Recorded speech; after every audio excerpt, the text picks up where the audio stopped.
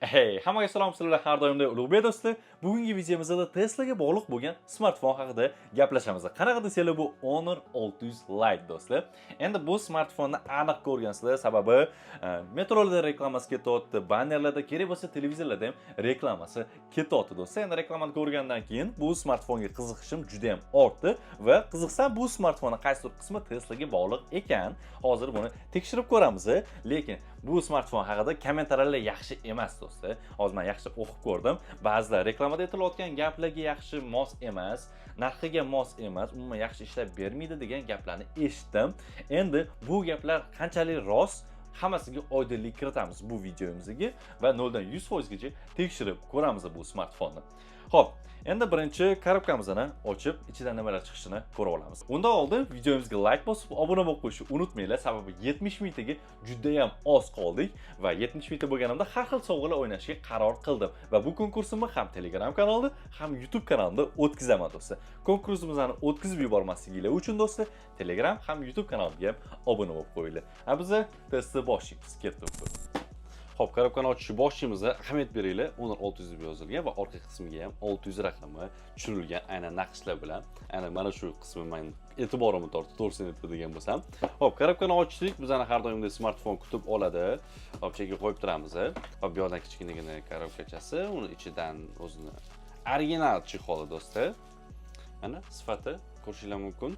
Bu yerda SIM kart uchun skripkamiz bor va ichki qismida уже hech narsa yo'q do'stlar. Faqatgina chexol chiqadi. Уже blok pitaniyasi 45 vatlik blok pitaniya va unga qo'shilgan holda o'zini original kabel ham chiqar ekan. Smartfonimizning rangiga bitta ahamiyat berib qo'yinglar do'stlar. Xo'p, bu smartfonning dizayniga keladigan bo'lsak, orqa korpusi matviy plastikdan qilingan, ortiqcha dog'liq qolmaydi do'stlar. Endi Honor 600 Lite'ning qaysi joyi Teslaga bog'liqligi bor deb savol berishinglar mumkin. Endi bu smartfonimizning aynan ramkalari Teslaning mashinasiga ishlatilgan materialdan qilingan ekan do'stlar va ko'rishingiz mumkin, maksimal qayirsak ham hech qanaqa g'ijillik degan ovozi chiqmaydi. Qisqasi mustahkam. Endi Honor Wingga keladigan bo'lsak do'stlar, bu smartfonimiz ham ancha qalin va mustahkam. To'g'ri, Teslaning materialdan qilinmagan bo'lsa ham, endi bu smartfonni ancha bo'ldi test qilayotganimga. Xudo xolasa tez orada bu smartfon haqida ham video chiqaraman do'stlar. Endi Honor 600 Lite ham talab va istaklarga binoan do'stlar 1 oydan beri test qilib kelyapman. Bu videomizda maksimal to'liq ma'lumotga ega bo'lasizlar deb bemalol aytolaman do'stlar. Endi bu smartfonimizda xuddi flagman smartfonlardek ko'rinar ekan. Sababi ekran yoqishimiz bilan ingichka ramkalar bizani kutib oladi do'stlar. Mana o'zingiz ko'rib turibsiz va ushlaganimizda ham ancha qulay. Pastki qismida dinamiklari bor va bu smartfonimizda stereo dinamika.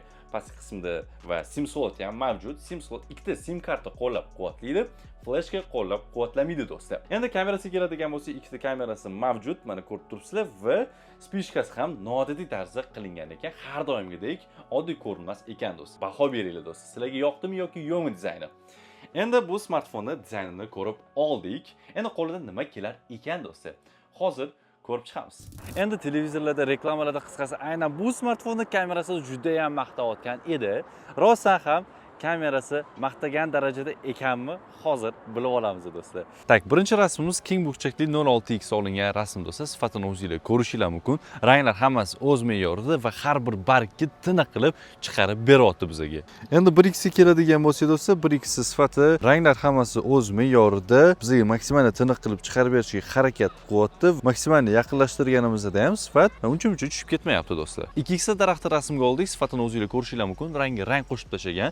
Bu afsuski ko'zimizga sal yoqimsizroq ko'rinadi. Endi nimaga desanglar, sababi faqatgina zelyoniy zona rasmga olganimizda afsuski rangni bo'rtirib chiqarib berar ekan do'stlar. Lekin bizda faqatgina zelyoniy zona emas, boshqa ranglar ham qo'shilgan rasm bo'ladigan bo'lsa do'stlar, misol uchun mana bu rasmimizda ancha sifatimiz tiniq do'stlar. Yashil rangni ham, boshqa ranglarni ham hammasini o'z me'yorida bergan.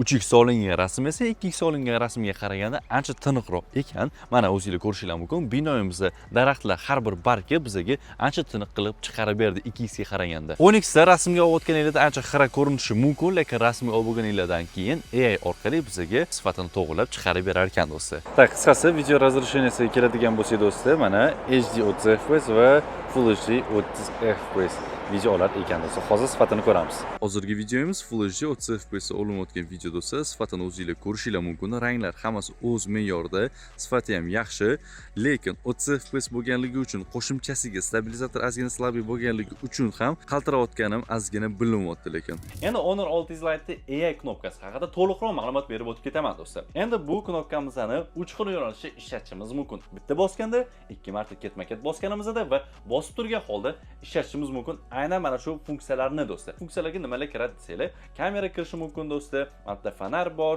asosan Honor AI shunga o'xshagan funksiyalarimiz bor do'stlar.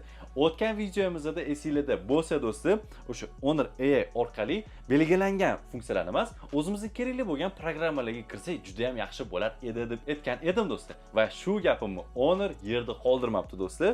Endi o'zimizga kerakli bo'lgan programmalarni ishlatishimiz mumkin ekan. Qanaqaligini hozir ko'rsatib o'taman do'stlar.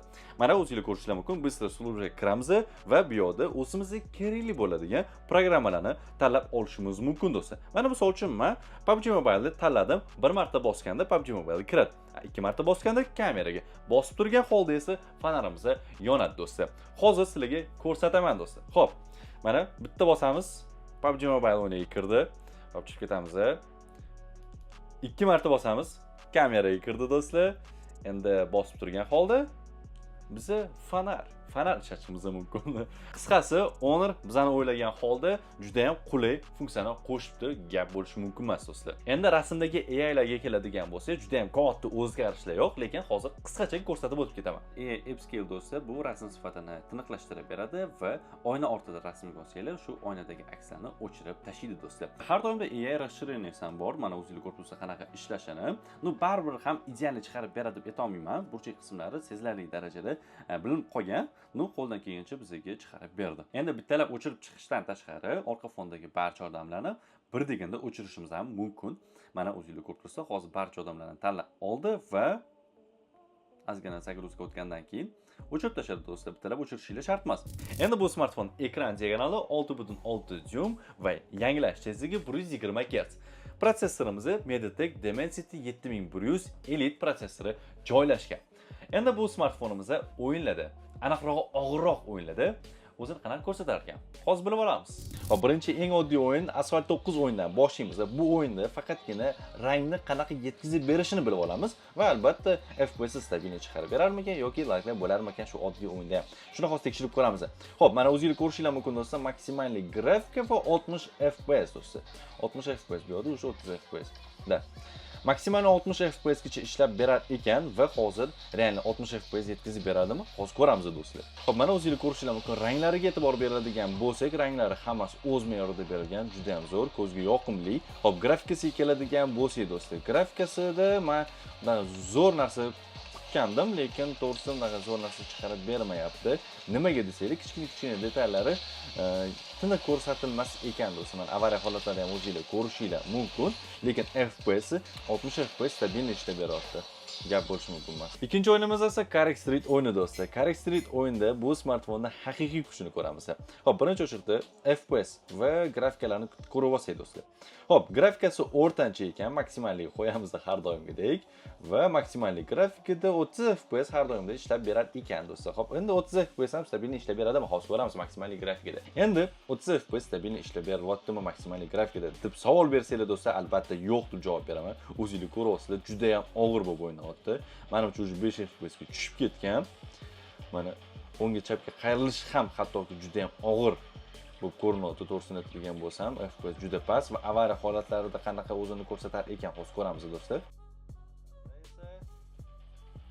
Yo'q, avariya holatlarida ham unaqa kamchiliklar bo'lmadi. Xuddi shu FPS past, faqatgina kamchilik FPS pastligi. Okey. Endi eng oddiy grafikaga qo'yamiz do'stlar. Eng oddiy grafikada o'sha menimcha stabil 30 FPS ishlab bersa kerak, ko'ramiz. Lekin grafikasi tushib ketadi har doimgidek. Hop. Da, grafikasi tushib ketdi do'stlar. Ancha sezilarli darajada tushib ketdi, lekin sezilarli darajada o'yin yumshadi. FPS ancha yaxshilandi. Eng oddiy grafika bo'lishiga qaramasdan ham, lekin ranglarini o'z me'yorida yetkazib beryapti, to'g'risi. O'ynasanglar bo'lar ekan eng oddiy grafikada ham do'stlar. Va uchinchi o'yinimiz PUBG Mobile o'yini do'stlar. Mana hali samolyotdan tushmadim, lekin ozgina laglar bo'lib turibdi, ko'rib turibsiz do'stlar. Xo'p, odam ko'p joyga tushamiz va tekshirib ko'ramiz, laglar bo'ladimi? Xo'p, samolyotdan sakradik do'stlar. va laglar bor, yo'q emas bo'lsa, hozirgacha laglar bo'lib turibdi. Xo'p, yerga tushib oldik. Xo'p, laglar bormi desanglar, laglar ozgina bor. Atrofda juda ham odam ko'pligi uchun laglar bo'lib turibdi. Xo'p, giroskop qanaqa ishlayotgan hozir ko'ramiz. Giroskop ahvolini ko'rishingiz mumkin do'stlar. Giroskop, afsuski giroskop bilan maza qilib o'yna olmas ekansizlar, stabilni ishlamas ekan. Laglar ozgina bor. Endi crossfire jarayonlarda qanaqa ishlayotgan hozir ko'ramiz.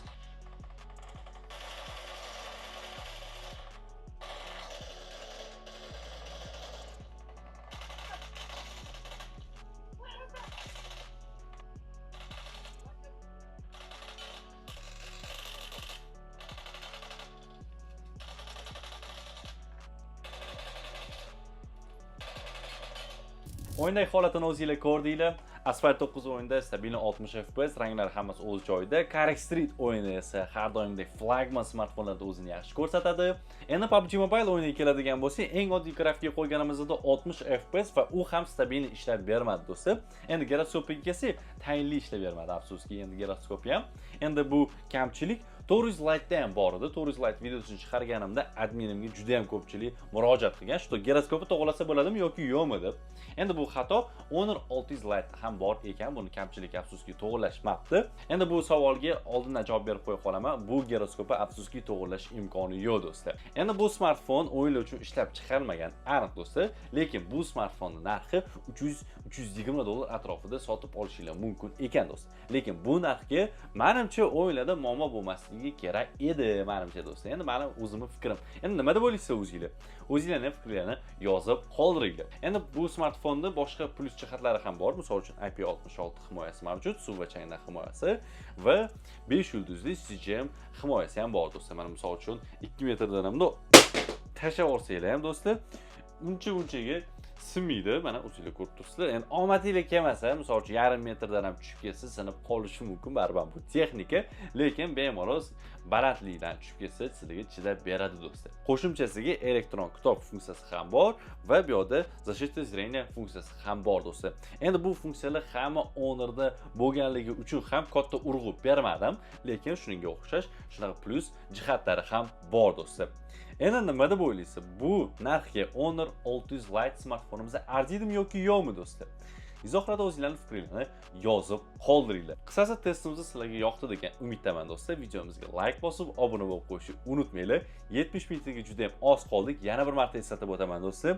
Katta konkurs qilaman va bu Telegram va YouTube kanalimda ham bo'lib o'tadi. O'shaning uchun esingizdan chiqmasin, YouTube kanalimga ham, Telegram kanalimga ham obuna bo'lib qo'yinglar. Va keyingi videoda qaysi smartfonni obzor qilishimni xohlaysa, uni ham izohlarda yozib qoldiringlar do'stlar.